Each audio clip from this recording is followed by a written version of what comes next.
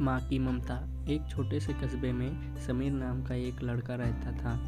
बचपन में ही पिता की मृत्यु हो जाने के कारण परिवार की आर्थिक स्थिति बड़ी दयनीय थी। समीर की माँ कुछ पढ़ी लिखी जरूर थी, लेकिन उतनी पढ़ाई से नौकरी कहाँ मिलने वाली थी।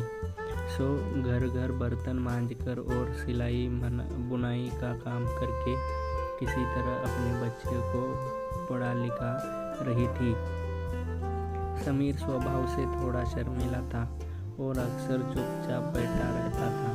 एक दिन जब वो स्कूल से लौटा तो उसके हाथ में एक लिफाफा था। उसने माँ को लिफाफा पकड़ाते हुए कहा, माँ, मास्टर साहब ने तुम्हारे लिए ये चिट्ठी भेजी है, जरा देखो तो इसमें क्या लिखा है।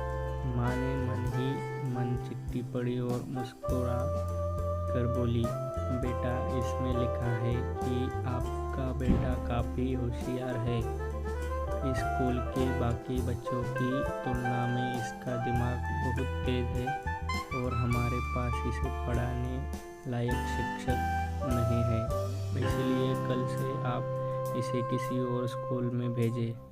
यह बात सुनकर समीर को स्कूल न जा सकने का दुख तो हुआ, पर साथ ही उसका मन आत्मविश्वास से भर गया कि वो कुछ खास है और उसकी बुद्धि तीव्र है।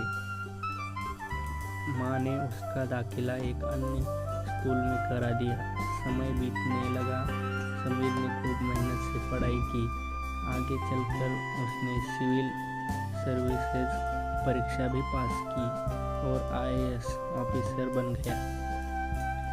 समीर की माँ अब बूढ़ी हो चुकी थी और कई दिनों से बीमार भी चल रही थी और उस दिन अचानक उनकी मृत्यु हो गई। समीर के लिए ये बहुत बड़ा आघात था। बिलक कर रो पड़ा। उसे समझ नहीं आ रहा था कि अब अपनी माँ के बिना वो कैसे जिएगा।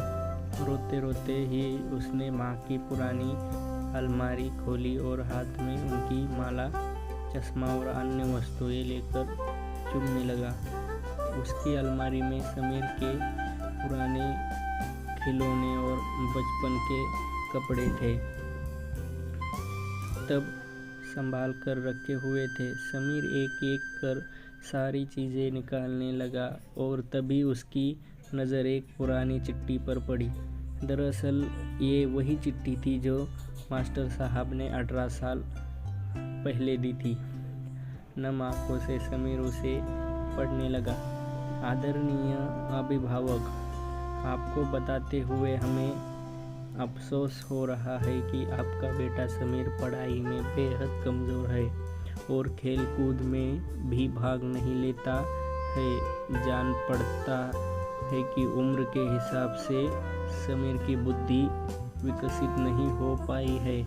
हम इसे अपने विद्यालय में पढ़ाने में असमर्थ है।